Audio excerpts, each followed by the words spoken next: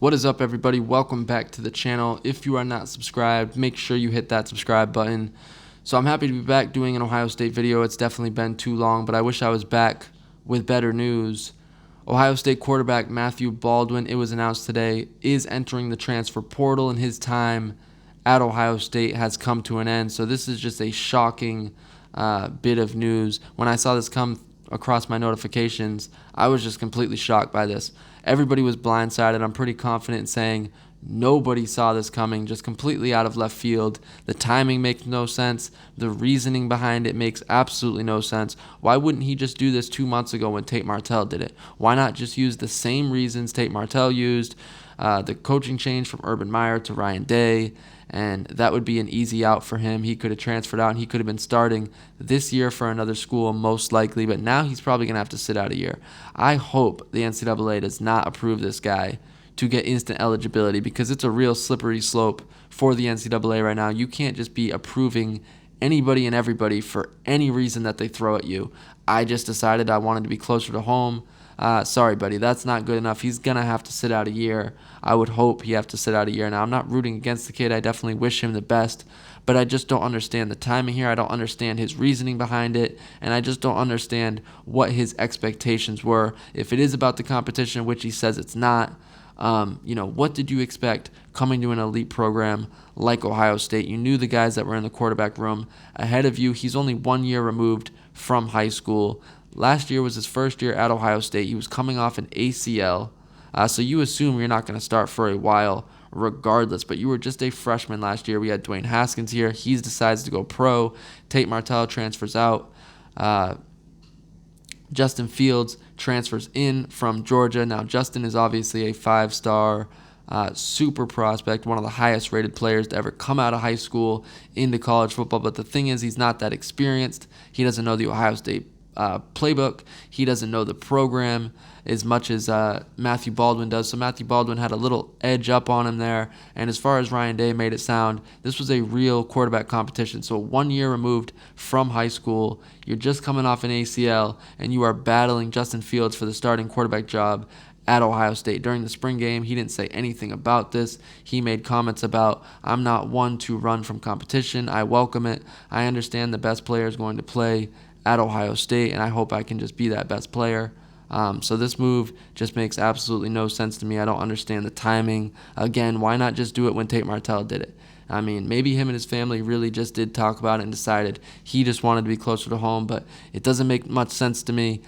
He's going to have to sit out a year. It's just the bottom line. There's no way the NCAA is going to approve him, but either way, it's Matthew Baldwin's life, and I wish him the best. But more importantly, this really is a tough hit for Ohio State going into the 2019 season. They are thin at quarterback. They were already thin with Fields and Baldwin. Now it's down to Justin Fields and Chris Chugunov, who's just a body. He's just a guy. He's not a guy you ever want starting at quarterback for Ohio State in any game, under any circumstance. He's just a body. So now it's down to Justin Fields. He's it. There's no backup plan. They're going to have to go get somebody out of the transfer portal. They're going to have to get somebody to come in, hopefully that has experience. But as an Ohio State fan, this is very concerning. As great of a prospect as Justin is, he, like I said in my last video, he's not proven yet.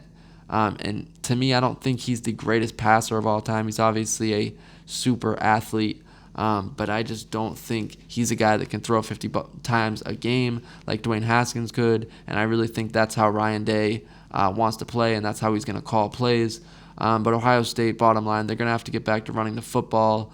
They're going to have to rely on J.K. Dobbins and, all the other guys in the running back room, Marcus Crowley, Master Teague, and Demario McCall. They're going to have to get back to being a running team. I don't think they can be a passing team with Justin Fields. Maybe I'm wrong, but, obviously they have a ton of talent at wide receiver with Austin Mack coming back and Ben Victor and Garrett Wilson coming in and Chris Olave. Ohio State is as loaded as any team in college football, no doubt about that, but there's a lot of question marks with this Ohio State team. They got 4 or 5 different coaches. Ryan Day, obviously the head coach, replacing Urban Meyer. But now you got a new quarterback, a guy that's got really no experience in college football. He's not proven. You got nobody to back him up. You got basically a whole new offensive line coming in. So as talented as Ohio State is, I would be lying if I said I wasn't really concerned about this upcoming season.